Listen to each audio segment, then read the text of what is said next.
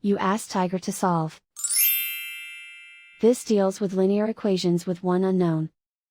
The final result is x equals 4. Let's solve it step by step. Group all constants on the right side of the equation. Subtract 2 from both sides. Simplify the arithmetic.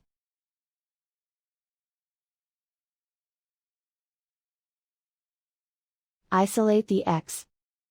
Divide both sides by 6.